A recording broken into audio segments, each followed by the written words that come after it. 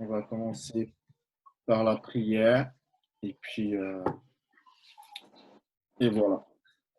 Merci Seigneur pour cette belle occasion que tu nous donnes de pouvoir étudier ta parole encore et puis de se retrouver euh, malgré la distance, mais tu connais toutes choses et tu vois que ce moyen que nous avons aujourd'hui de pouvoir étudier ta parole, c'est une bénédiction Seigneur. C'est des outils que plein de frères dans le monde n'ont pas et nous avons et nous sommes reconnaissants pour cela. Merci pour cela Seigneur et que nous puissions passer une bonne soirée ensemble autour de ta parole, Seigneur, et que nous puissions être édifiés et puis se remettre en question aussi dans notre vie et avancer avec toi sur plein de choses que tu vas toucher dans le cœur de chacun de nous. Que chacun soit attentif, que notre esprit soit vraiment sensible, Seigneur, à recevoir de ta part tout ce que tu as à nous donner aujourd'hui. Je te remercie pour chaque personne aussi qui prend de leur temps et qui ont été guidés par toi et qui ont fait le choix de participer à cette réunion aussi. Merci pour ton Église, Seigneur, qui continue de grandir malgré les temps difficiles, Père. Au nom de Jésus, je te prie. Amen. Amen. Amen. Donc, allez, c'est parti. Je vais faire un partage d'écran. Oh.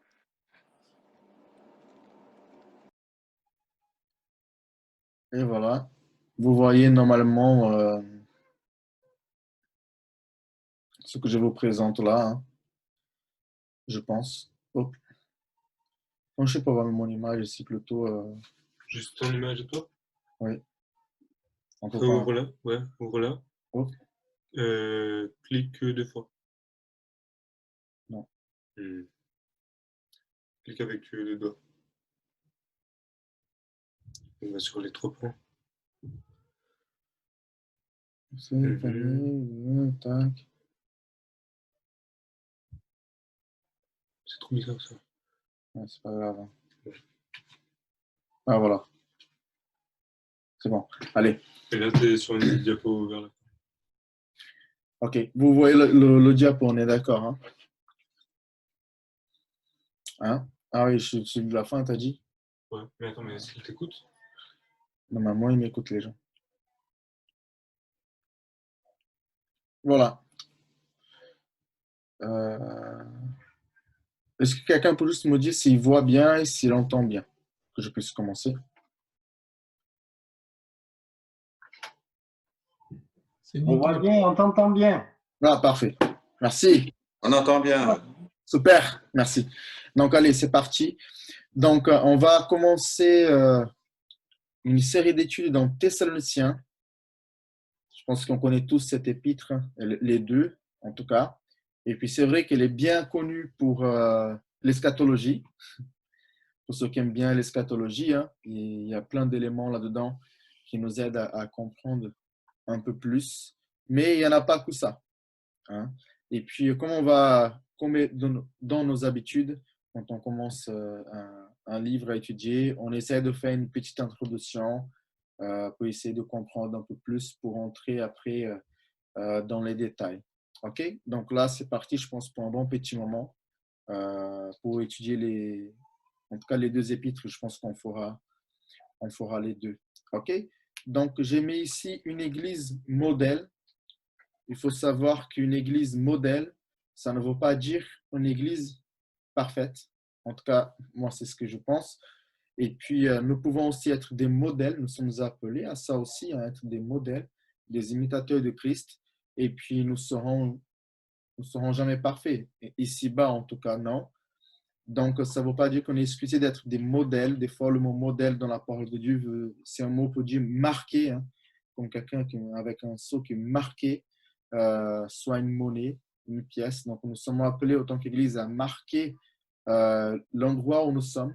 Hein, et je pense que Dieu nous appelle à ça. Une fois que nous avons Christ, nous avons l'Esprit de Dieu en nous et que nous obéissons à la parole de Dieu, forcément, nous allons marquer les vies des gens, comme Paul a fait. OK? Donc, on va faire une petite introduction à cet épître-là. Pour bien se situer, c'est bien de lire, si vous pouvez après, aller dans Actes, plutôt dans le deuxième voyage missionnaire de Paul.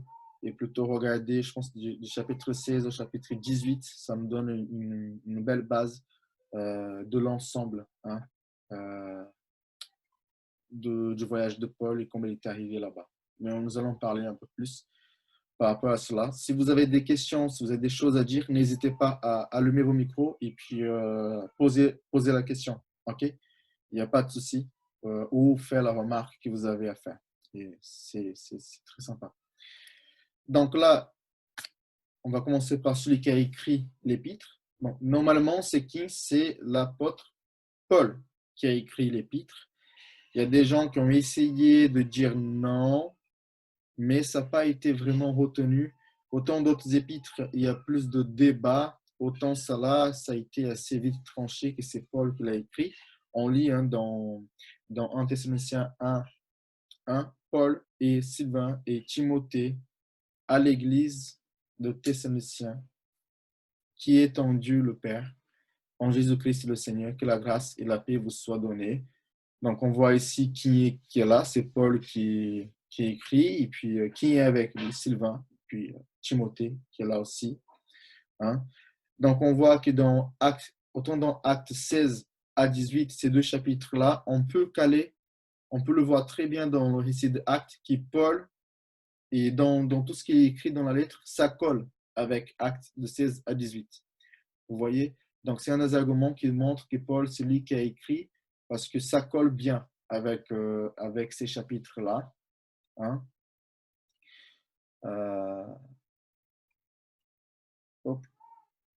Voilà. Nous avons aussi dans le chapitre 2, verset 18, au moins à 2 reprises, hein, c'est dit que c'est Paul qui a écrit. Chapitre 2, verset 18, je n'ai pas mis ici, mais qui dit aussi, voulions-nous aller vers vous, du moins moi, Paul, une et même 2 fois, mais Satan nous en a empêché. Donc, on voit encore Paul qui dit que c'est à la 2e reprise, il cite lui-même. Hein. Le vocabulaire aussi, c'est un argument que nous pouvons avoir. Il est un vocabulaire qui ressemble aux épîtres de Paul, aux écrits de Paul, donc style de Paul. Donc, tout le vocabulaire aussi confirme que c'est lui. D'autres arguments, c'est le canon ici de Muratori. Je ne sais pas comment vous dites ça en français, j'ai dit comme ça. Hein? Muratori en portugais. En latin, Muratori. Non, je rigole, je ne sais pas comment on dit en latin. Mais en italien, peut-être c'est Muratori, peut-être. Donc, c'est ce canon qui a été trouvé du Nouveau Testament, hein, à peu près les années 170. Il aussi va dire que c'est Paul qui a écrit, hein, cet épître-là. Les pères de l'Église, Irénée, Tertullien, Clément de Florac, non, Clément d'Alexandrie, vont aussi dire que c'est Paul qui a écrit cet épître. Même un gars, j'avais trouvé ça ici dans le commentaire biblique de chercheur, où je ne me rappelle plus, qui s'appelle Marcion. C'est un beau prénom pour un garçon. Lui qui avait nié plusieurs écrits de Paul, qui disait que plusieurs épîtres de Paul, il disait non, là, c'est pas lui, c'est pas lui, c'est pas lui. Même lui, il reconnaît à ce moment-là que c'est Paul qui a écrit cette épître. Donc, même un hérège qui a essayé de dire n'importe quoi. Même lui, il dit, oh là, c'est Paul. Par contre, un Thessalonicien, on ne peut pas nier, c'est lui. Et puis, un historiateur, c'est pas comment on dit ça, un historien, hein, comment on dit? Oui, je l'ai bien dit. Un historien. J'ai un français là qui m'aide. Eusèbe. Donc, lui, il va dire, il va mettre dans ses écrits, parmi les écrits de Paul, il y avait l'épître aux Thessaloniciens. Donc, normalement, il n'y a pas vraiment de doute par rapport à qui a écrit cet épître. Autant on pouvait parler plus l'épître aux Hébreux, autant ça là, c'est difficile de dire que c'est pas Paul. Quoi. Les compagnons de Paul, c'est celui qu'on voit dans Acte 6. Enfin, il y a plein de choses qui nous dit. OK? Donc, s'il n'y a pas de questions, normalement, vous n'en avez pas, j'espère. Non, si vous avez des questions, vous pouvez la poser. Mais voilà, pour ce qui est de l'auteur, bien sûr, je n'ai pas fait une étude par rapport à qui est Paul. Okay? Donc, c'est l'apôtre Paul qu'on trouve dans la parole de Dieu, hein, qui était seul avant, qui s'est converti, qui persécutait l'Église et qui maintenant va mourir pour l'Église. Hein. et puis la date, quand est-ce que ça a été écrit, et puis où est-ce qu'il a écrit ça. Donc, plusieurs personnes, ça veut dire l'année, la personne qui a été le moins, elle a dit les années 48. Et celle qui a été plus loin, elle a dit 54 après Jésus. Vous voyez, donc c'est très récent. Hein. C'est très récent après Christ.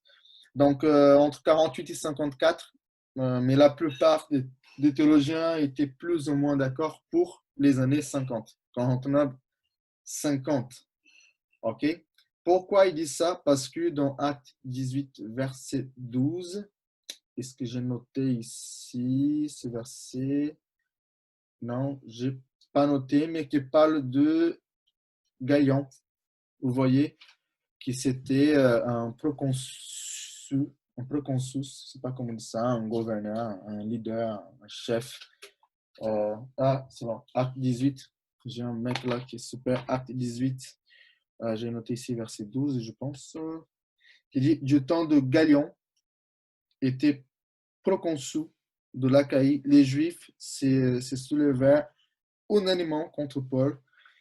Ils le menaient devant le tribunal en disant cet homme incite les gens à servir Dieu d'une manière contraire à la loi. Donc, comment ils ont trouvé des écrits, des trucs archéologiques des années 50, à l'année 50, c'est quand Gaion est devenu proconsul à ce moment-là, donc quand Paul était à Corinthe. Et du coup, ils disent, on peut dater de façon assez précise à quel moment ça a été écrit, cet épître-là. Vous voyez, dans 1 Thessaloniciens 3, verset 6, qui dit, mais Timothée, récemment arrivé ici de chez vous, nous a donné de bonnes nouvelles de votre foi et de votre charité. Il nous a dit que vous avez toujours de nous un bon souvenir. Désirons vous voir comme nous désirons aussi vous voir. Donc à ce moment-là, on sait que Timothée est arrivé et puis Paul il est à Corinthe. Donc Paul l'écrit quand il est à Corinthe. Ok, et quand ce gars-là était le proconsul, donc les années 50, et c'est pour ça qu'il date à peu près comme ça. Hein. Ici, et même par le verset 5, hein, ce que je viens de lire, mais quand Silas et Timothée furent arrivés de la Macédoine, il se donna tout entier à la parole, attestant aux Juifs que Jésus était le Christ. Mais Timothée, récemment arrivé ici de chez vous, donc on voit le retour de Timothée, et on va parler un petit peu plus tard de ce voyage missionnaire de Paul. Ok? Donc, et le fait que Silas est cité ici montre que ça a été écrit pendant le deuxième voyage de Paul, parce qu'il n'est pas participé au troisième voyage de Paul. Et puis, à partir, je pense que de 18:5, c'est la dernière fois qu'on entend parler de lui dans le livre de Actes. Peut-être Luc était fâché avec lui, il ne parle plus de lui. C'est pas du tout ça, mais on n'entend plus parler de lui, en tout cas. Donc, pour résumer la date et le lieu, donc les années 50, et puis il est à Corinthe quand il écrit. C'est pour ça que les gens disent que c'est la première ou une des premières épîtres que Paul écrit dans son ministère. Hein? Donc, c'est très récent parce qu'il vient pratiquement de quitter cette église-là, la ville où il était, Thessalonique, et puis il part à Bérée, tac, petit passage à Athènes, à l'hôtel, et puis il arrive à Corinthe, et puis Timothée revient, et là, ça y est, il écrit cet épître. Donc, c'est très récent que Paul écrit à Thessalonique. OK? Est-ce que jusqu'ici, il y aurait des questions ou quelqu'un voulait dire quelque chose? Je ne vois même pas si les gens ont commenté. Non, normalement, il n'y en a rien. Je continue, OK? Si vous avez des questions, si vous voulez dire quelque chose, n'hésitez pas. Comme j'ai dit, j'ai faim, je suis pressé. Non, c'est pas ça. Mais j'ai faim. La ville de Thessalonique. Quand on étudie la mission, si vous avez déjà eu l'occasion d'étudier la mission dans votre vie, moi, j'ai fait à l'Institut biblique et puis j'ai fait avec un prof qui était incroyable, il s'appelle Mac Nelson. Je me permets de le citer ici.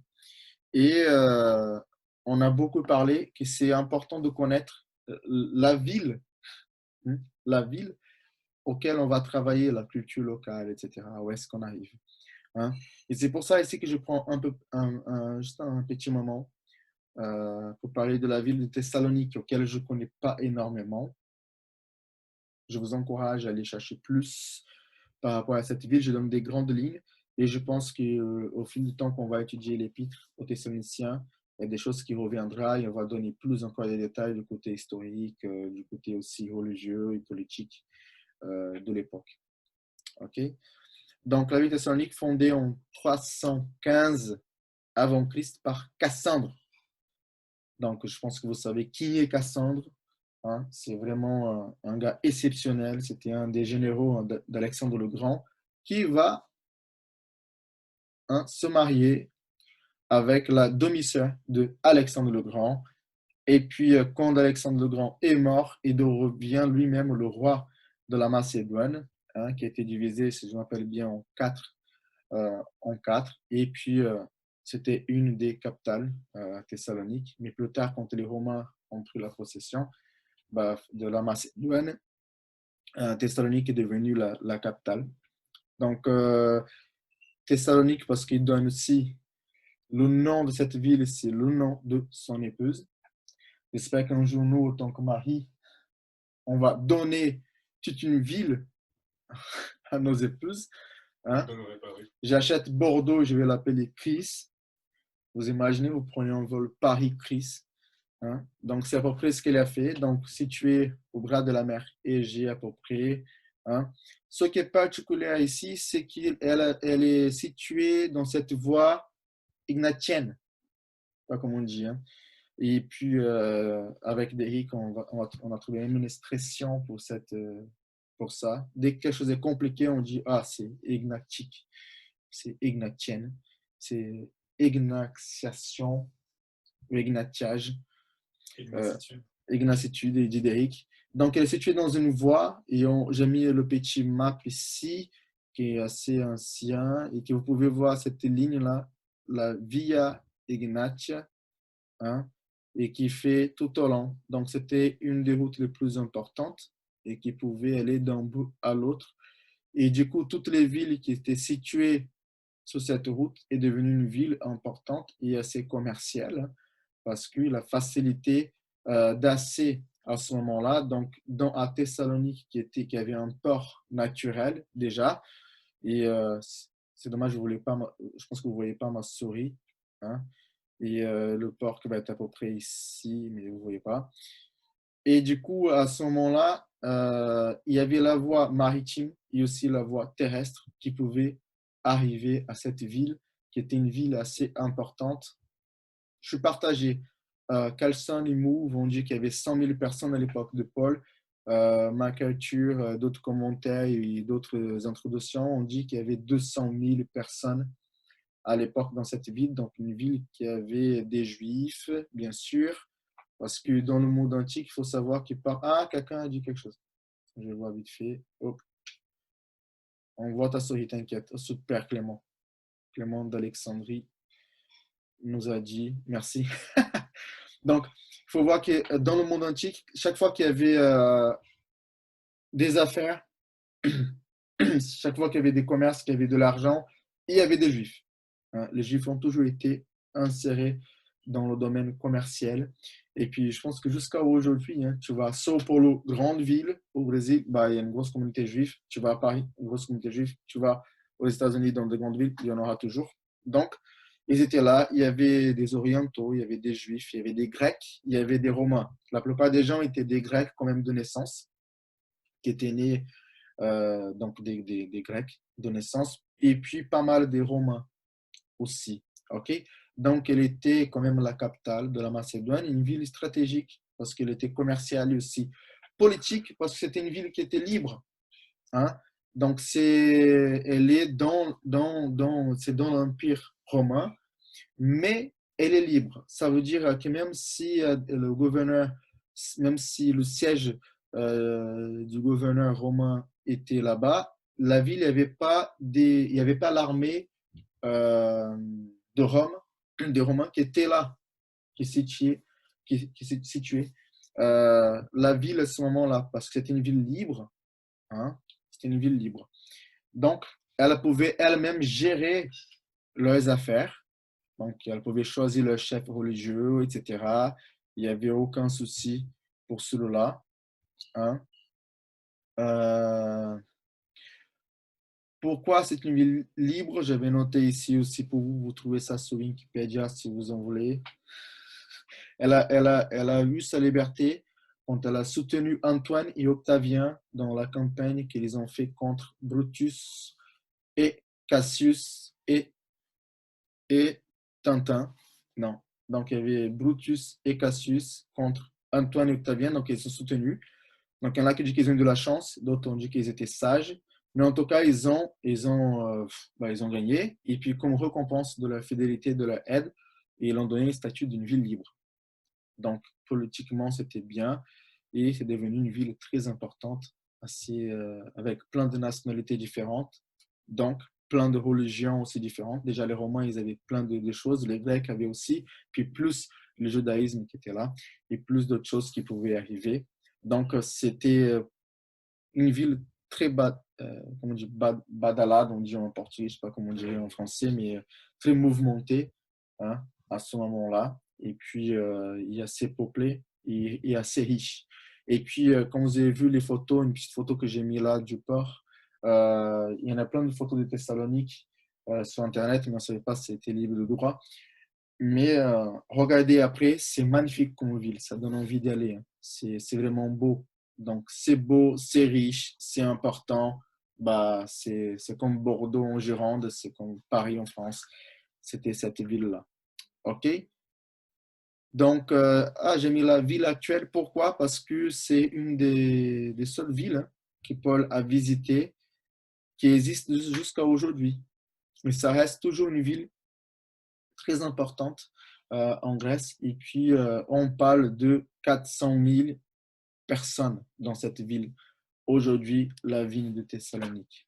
OK? Et puis, on peut voir aussi qu'il y avait une synagogue là-bas. Donc, il y avait pas mal de juifs parce que la synagogue jouait un rôle assez important parce qu'il y avait beaucoup des prosélytes, il y avait beaucoup des païens qui craignaient Dieu hein, et qui allaient à la synagogue. Donc, il y avait quand même pas mal de juifs à cette époque-là. J'ai trouvé cette information ici sur Internet, je pense. Pendant la Deuxième Guerre mondiale, les nazis ils ont trouvé au moins de 60 000 juifs à Thessalonique et puis ils ont exécuté tous les juifs. Donc, jusqu'à même à la Deuxième Guerre mondiale, il y avait encore pas mal de juifs qui étaient là et qui ont été exécutés à ce moment-là. Donc, voilà un peu par rapport à cette ville. Euh,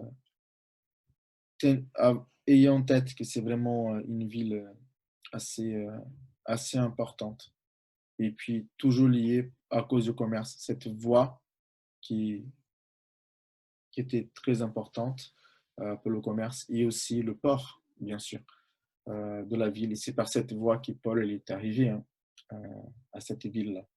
OK? On continue. Est-ce qu'il y aurait des questions? Ou quelqu'un voulait dire quelque chose? C'est vrai que j'ai fait un gros résumé. Hein. Il y avait d'autres choses à dire, on est d'accord? Mais est-ce que quelqu'un a des questions ou quelque chose à dire avant qu'on attaque un autre point? Derek? Non, ça va, merci. Il dit ça va? Non? OK. Si vous avez, n'hésitez pas, OK? Hop. Voilà. L'arrivée de l'évangile dans cette ville. Hein? Comment ça se fait que l'évangile arrive? Comment ça se fait que Paul il arrive jusqu'à là? Bah, déjà, guidé par l'Esprit. Et puis, on ne peut pas dire autrement. Hein. Si vous lisez dans Acte 16, on a tout un récit où Paul, il voulait aller à la province de l'Asie au sud, de la Mysie, et puis il est empêché. OK? Et puis après, il voulait aller en direction du nord, pour essayer d'arriver à la Bithynie. Et puis empêcher aussi. Il n'a pas le choix, il va jusqu'à Troas, donc une ville située à côté de la mer Égée. Bah, c'est la même. Et puis, Paul, là, il a une vision de quelqu'un de la Macédoine, un Macédonien, je ne sais pas comment on dit ça. Et puis, qui va quand même le dire, viens jusqu'à la province de la Macédoine prêcher l'évangile. Donc, Paul a cette vision-là, après avoir été empêché d'aller ailleurs, même s'il voulait aller ailleurs, et puis le Seigneur l'a empêché parce qu'il fallait qu'il aille à la Macédoine. Et du coup, Paul, bien sûr, qu'est-ce qu'il fait? Bah, il écoute, et puis il va. Donc, l'Esprit le guide, et puis il va passer par Philippe. Donc, on a l'épître aux Philippiens, et puis ce passage-là, il est assez profond hein, quand il arrive à Philippe, et puis il va prêcher l'évangile. Il va vraiment prêcher l'évangile, et puis il va être persécuté à Philippe. Je ne sais pas si vous vous rappelez de cette histoire-là. Hein. Ils vont le tabasser, ils vont le mettre en prison. Et après, il se rend compte, juste pour que, je ne sais pas si vous arrivez à vous rappeler, il se rend compte que Paul est romain et puis qu'ils n'avaient pas le droit de le faire. Donc, ils viennent le lendemain, ils vont le libérer et il lui dit de partir. Donc, Paul, du coup, il part de Philippe après avoir été assez tabassé par les gens, mis en prison. Ça ne l'a pas empêché de faire, selon ce qu'ils disent les gens, 160 km de route en direction de Thessalonique. Donc, après avoir été persécuté à Philippe, d'avoir prêché l'évangile là-bas, il y a des conversions dans cet épisode où il y a un tremblement de terre. Je ne sais pas si c'est là-bas. Là, je ne me rappelle pas maintenant. J'ai un blanc. Mais en tout cas, ouais. Il y a aussi je pense que c'est là, hein, Philippe, qui est en prison, qui a un tremblement de terre, et puis quand il prie, puis, mais qui reste là, et du coup, il y a la conversion de gars qui sont occupés, Gaius, je sais pas comment il s'appelait. Ok, donc après ça, donc Paul il arrive à Thessalonique, hein, où il va prêcher pendant 3 sabbats. On va voir plus tard hein, la question des 3 semaines de Paul là-bas, mais donc il va prêcher pendant 3 sabbats à ce moment-là. Et j'avais noté le acte 17 ici, verset 1 à 3. Paul et Silas passaient par Amphipolis et Apollonie. Donc, il n'y avait pas de synagogue à cet endroit-là. Donc, c'était juste de l'hôtel. Ils sont reposés là-bas. Et puis après, ils arrivent à Thessalonique où les Juifs avaient une synagogue. Donc, on a l'impression que c'est vraiment parce qu'il n'y avait pas de synagogue dans ces deux villes. Ils ne sont pas restés pour prêcher à ce moment-là. Ils sont allés dans la ville et il y avait une synagogue. Vous voyez? Et du coup, le verset 2 dit que Paul y entra selon sa coutume pendant 3 sabbats et discuta avec eux d'après les Écritures. Vous voyez, Luc il précise bien que c'est d'après les Écritures que Paul prêche l'Évangile, arrêtant d'essayer de trouver une autre méthode, que ça ne soit pas les Écritures pour évangéliser. Hein? Donc, expliquant et établissant que Christ devrait souffrir et ressusciter des morts. Et Jésus que je vous annonce, disent-ils, c'est lui qui est le Christ. On est d'accord que cet enseignement va à l'encontre de la croyance juive, qui voyait plutôt le Messie, pas comme le Messie souffrant, mais le Messie, le leader politique et militaire qui arrive pour délivrer tout le monde. Paul arrive avec une autre prédication, mais il prouve, selon la parole, par les Écritures, que c'est ça le Christ. C'est ça le Messie qu'on attendait, celui qui allait venir, mourir, hein, donner sa vie, ressusciter au 3e jour, il meurt pour nos péchés. Donc, on nous délivrait plutôt du péché, pas de l'Empire romain à ce moment-là. Donc, ça, c'est la prédication de Paul. Il va prêcher ça pendant 3 sabbats. Arrivé d'un endroit où il est persécuté, hein, de Philippe. Prédication de l'évangile, mais claire, annonçant le Messie selon la parole de Dieu. Comme on discutait avec Dick, on lisait dans Thessaloniciens, il va dans une sorte de défense qui fait Paul. Peut-être des gens il y avait des calomnies à son égard. Il disait, vous savez comment on vous a prêché l'évangile par la puissance de l'esprit. C'était vraiment une prédication de l'évangile biblique guidée par l'esprit de Dieu. Et c'est cette prédication-là, claire et nette, qui a touché le cœur des Thessaloniciens à ce moment-là. Vous voyez? Oui.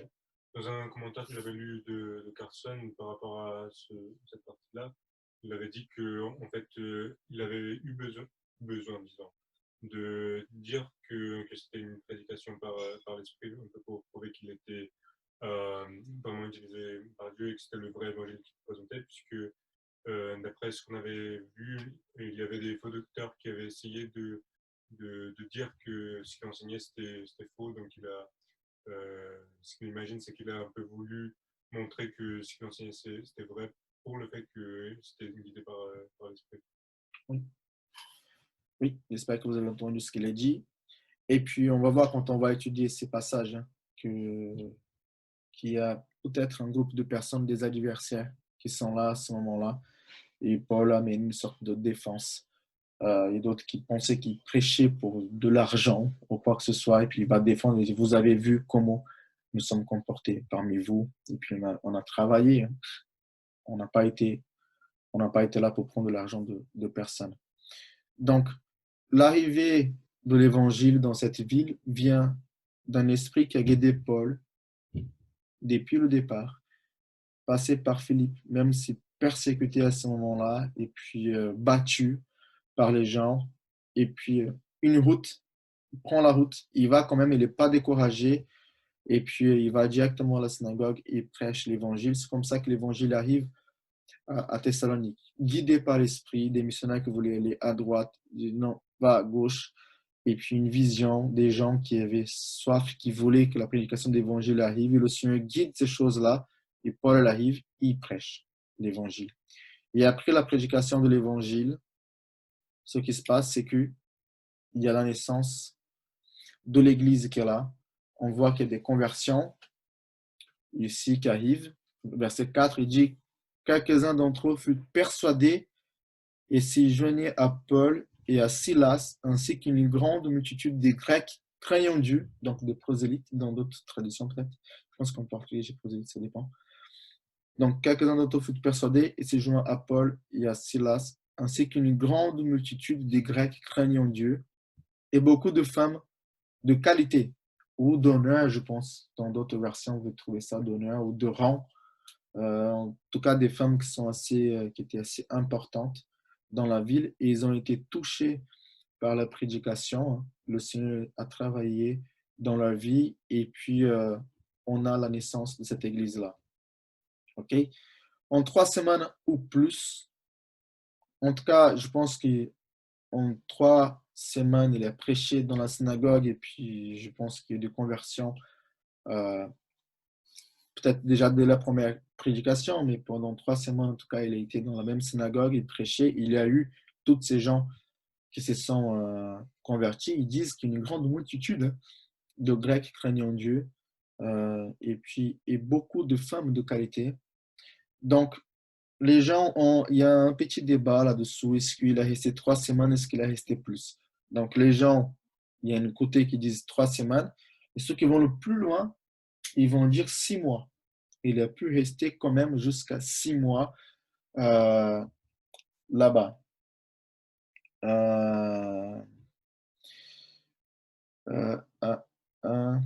Je trouve ici. Voilà. Donc, les arguments que les gens donnent pour dire que Paul a resté plus que 3 semaines se trouvent dans 1 Thessaloniciens 2, verset 9 déjà, qui dit, vous rappelez, frères, notre travail et notre peine, nuit et jour à l'œuvre pour n'être à charge à aucun de vous. Nous vous avons prêché l'évangile de Dieu. Et puis 2 Thessaloniciens 3, verset 8. Nous n'avons mangé gratuitement le pain de personne, mais dans le travail et dans la peine, nous avons été nuit et jour à l'œuvre pour n'être à charge à aucun de vous. Donc, ils vont dire que voilà, si Paul a eu de travailler pendant tout ce temps-là et assez ardemment, comment il ne peut pas être une charge pour les gens juste pendant 3 semaines? S'il est resté que 3 semaines, il ne peut pas dû travailler autant. D'autres diront, bah, le métier de Paul, de faire les tentes, etc., ça prenait plus de temps que ça, donc il n'a pas pu travailler si longtemps que ça, etc. Donc ils disent que le fait qu'il ait dû travailler comme ça, c'est possible qu'il a resté plus de 3 semaines. C'est pas impossible. Hein. Euh, D'autres disent qu'un Thessaloniciens 1,9 qui dit car on raconte à notre sujet quel assez nous avons eu auprès de vous et comment vous vous êtes convertis à Dieu en abandonnant les idoles pour servir le Dieu vivant et vrai.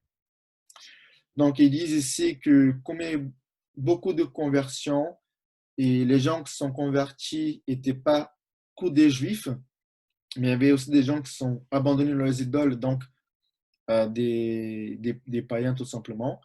Donc les gens ont dit, bon, il y a une supposition que Paul a eu un ministère en dehors des prédications de synagogue dans la ville, où il a pu aller voir aussi des païens qui ne venaient pas à la synagogue, qui avaient des idoles. Et ces gens-là se sont convertis euh, aussi. D'autres arguments, c'est dans Philippiens 4, 16. Car vous m'envoyez déjà à Thessalonique. Il y a 2 reprises de quoi pourvoir à mes besoins. Donc, on dit qu'il a même reçu des dons des gens de Philippe, de l'église de Philippe, à 2 reprises. Donc, difficile à dire hein, qui est dans ce verset-là, car vous m'envoyez déjà à Thessalonique. Donc, je pense que c'est, voilà. Est-ce qu'il l'a envoyé lui? Est-ce qu'il l'a envoyé 2 fois les dons? Il y a 2 reprises de quoi pourvoir à mes besoins. Mais est-ce qu'à 2 reprises qu'il l'a envoyé de quoi pourvoir ses besoins? Est-ce qu'à ces 2 reprises-là, il était à Thessalonique? C'est difficile de dire. En tout cas, les théologiens les plus honnêtes disent que c'est difficile de... Ces arguments-là ne sont pas assez convaincants euh, pour dire qu'il est resté plus de 3 semaines. Mais que c'est possible. Dans la lettre qu'il écrit, la façon qu'il écrit et certains détails qu'il donne, ça nous donne l'impression qu'il est resté plus de 3 semaines, même un mois, même un peu plus, mais qu'en tout cas, il a dû partir assez rapidement, Paul. Il donne à comprendre qu'il est parti avant le temps qu'il avait prévu. Donc, c'était pas une il n'est pas habité vraiment dans cette ville pendant longtemps. Hein. Donc, c'est difficile. Moi, je trouve que Luc a dit tout simplement pendant 3 semaines. Bien sûr, il a vraiment résumé les choses. Mais en tout cas, en 3 semaines, il y a eu la naissance de cette église-là. Il y a eu des conversions hein, et des fruits. Et puis, le Seigneur, pour faire les choses en 3 semaines, ainsi comme il a pu travailler pendant les 3 semaines, ils sont allés. Il faut savoir qu'il n'est pas parti parce qu'il s'est dit, ouais, on ne peut plus de travailler, on a besoin d'argent, ou non, c'est la persécution qui l'a fait partir. Donc, tu peux partir à n'importe quel moment et n'importe comment et dans n'importe quel temps. Comme on disait aussi en discutant avec Florent, euh, on se disait que est-ce que ça a pris 6 mois pour que les Juifs soient jaloux et qu'à ce moment-là, ils disent ah, il y a quelque chose qui se passe. Vous voyez, regardez dans Actes 17, 5, 6, qui dit mais les Juifs jaloux, pris avec aucun méchant homme de la populace, provoquant des attroupements et répandirent l'agitation dans la ville. Ils se portaient à la maison de Jason ou Jason, ça dépend si vous êtes brésilien, et ils cherchaient Paul et Silas hein, pour les amener vers le peuple. Et puis, ne les ayant pas trouvés, ils traînèrent Jason et quelques frères devant les magistrats de la ville et criaient ces gens qui ont bouleversé le monde sont aussi venus ici. Donc, c'est bien un petit accent sur le mot bouleverser. Il veut dire vraiment mettre de la tête à l'envers, le monde à l'envers, tellement c'était la réputation de Paul, hein, de quand il est arrivé, la puissance de la prédication de l'évangile, comment il prêchait l'évangile avec zèle, et puis les fruits qu'il portait, c'est comme s'il mettait le monde à l'envers. Donc, d'autres dira, tu vois, le fait qu'il était dans la maison de Jason, il a prêché 3 semaines dans la synagogue et puis il a continué son ministère dans cette maison-là. Et puis les Juifs l'ont trouvé. Et puis, mais est-ce que ça a pris vraiment 6 mois ou 3 mois ou plus pour qu'ils voient que cette doctrine était déjà en train de convertir plein de personnes et que ça allait déranger et que ça fait des jaloux? Donc, c'est difficile hein, de dire. Mais en tout cas, il n'est pas resté très longtemps et l'Église est née quand même euh, à ce moment-là. Hein. Donc, Paul, il va partir hein, assez vite et puis il va partir à Bérée. Donc, il va prêcher la parole là-bas. Il y aura encore des conversions, mais la persécution ne s'arrête pas. Parce que qu'est-ce qui se passe? C'est que les Juifs qui persécutaient, ils entendent parler que Paul est en train de continuer à prêcher là-bas, à Bérée, et puis ils partent, ou ils font un truc, mais en tout cas, ils vont pour le chasser de Bérée aussi. Vous voyez? Donc, à peu près un voyage de 80 km. Je pense que Florent, il sait plus que moi par rapport à ça. Il parle souvent de ça. Mais la méchanceté était tellement grande et la jalousie était tellement grande qu'ils étaient prêts à les persécuter. Quelqu'un qui est dans une autre ville assez loin, 80 km, à l'époque, il fallait le faire. Vous voyez? Donc, ils vont continuer à le persécuter. Et à ce moment-là, bah, Paul va partir de Bérée. Il y a des conversions là-bas. Hein, et c'était des gens qui étaient très focalisés sur la parole de Dieu pour vérifier si tout ce que Paul disait était vraiment bien et vraiment biblique. Il y a des conversions, des gens de qualité aussi qui se convertissent. Et puis Paul s'en va et il part à Athènes. Par contre, Timothée, il ne va pas. Timothée, c'est là, je pense qu'il reste. Et puis c'est là qu'on pense, pourquoi je parle de ça, c'est là qu'on pense qu'à ce moment-là, Timothée repart après à Thessalonique pour prendre de nouvelles de l'Église, pour voir comment ça va. Vu la persécution qu'il y avait, s'ils étaient capables de persécuter Paul dans une autre ville, ils allaient continuer bien sûr à persécuter l'Église qui était sur place.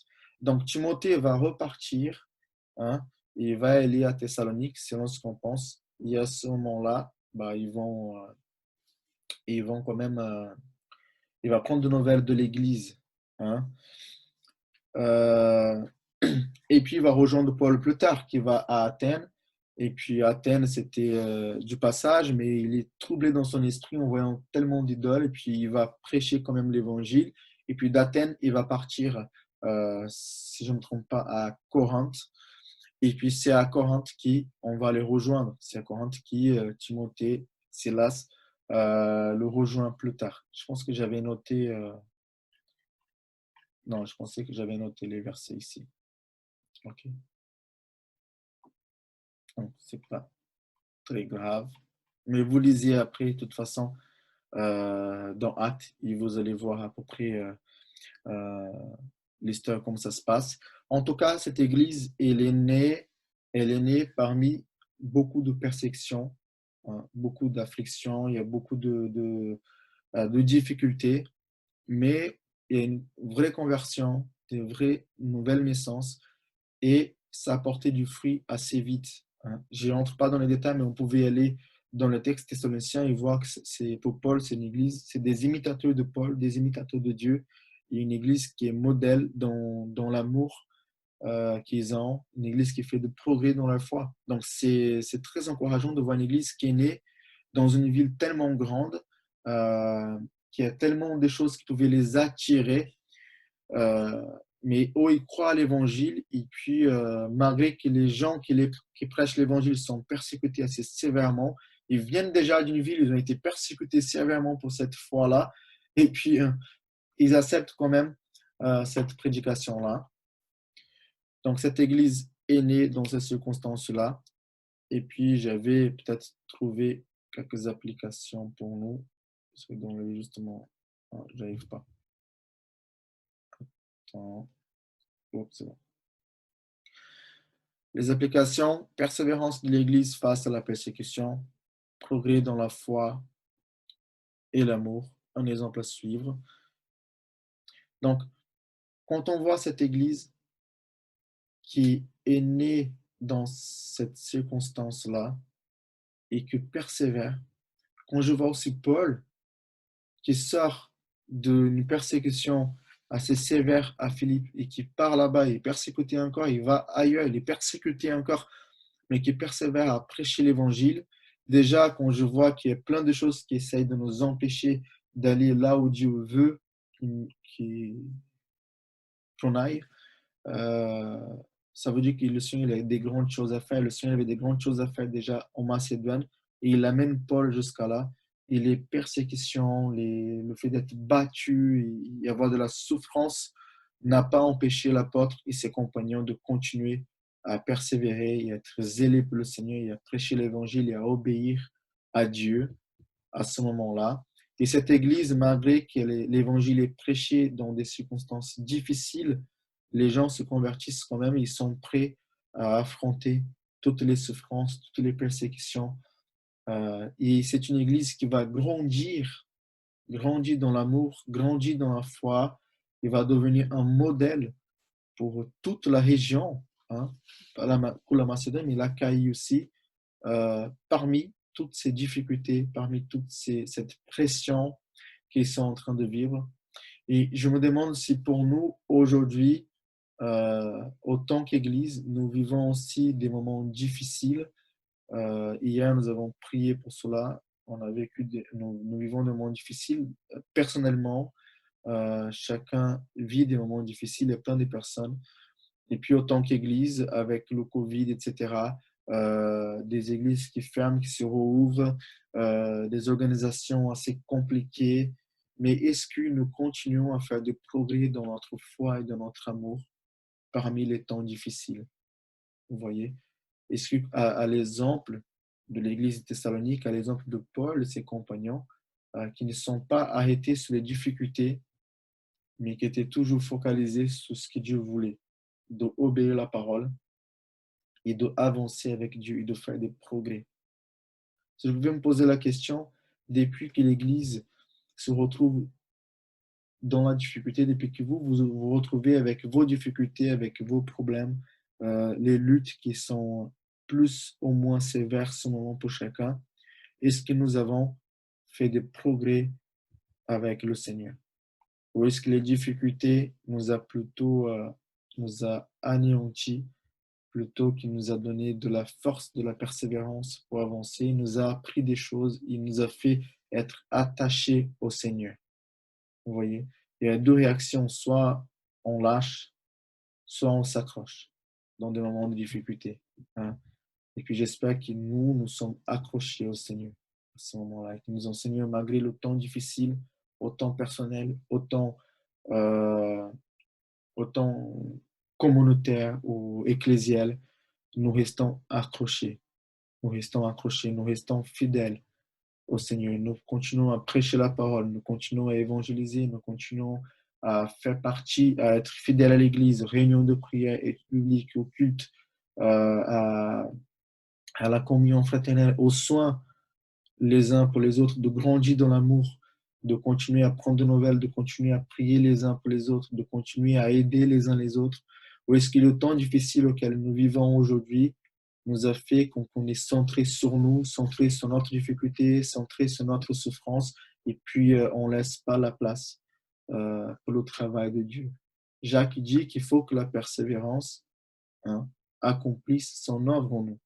Il y a un accomplissement, il y a un travail qui est fait dans notre vie. La persévérance fait un travail dans notre vie. Et ça ne se fait pas de jour au lendemain. Il faut que ce travail soit accompli pour que nous arrivions à la maturité ou à la perfection, selon les versions de chacun. Donc moi, en étudiant cet épître, je pense que cet épître va nous faire beaucoup de bien aussi de l'étudier et suivre l'exemple d'une église qui est en difficulté dans une ville où il y a beaucoup de religiosité, il y a beaucoup de persécutions, mais qui arrive quand même à grandir dans la foi, grandir dans l'amour et être un modèle pour toutes les églises. J'espère que pour nous, notre église, c'est pareil. Et je suis reconnaissant au Seigneur parce qu'on parlait de ça. Malgré le temps de difficulté que nous vivons aujourd'hui, il y a des églises qui n'ont pas réussi à rouvrir depuis le premier confinement, d'autres qui n'arrivent pas trop à gérer toutes choses qui se passent maintenant, d'autres des personnes ne sont plus revenues. Et puis notre église, je remercie le Seigneur. Malgré le temps difficile, on continue à grandir, les gens sont toujours fidèles. Il y a toujours encore des personnes qui arrivent, le Seigneur continue à faire son œuvre. Donc, merci Seigneur pour cela. Nous devons le remercier, c'est une grâce qu'il nous fait.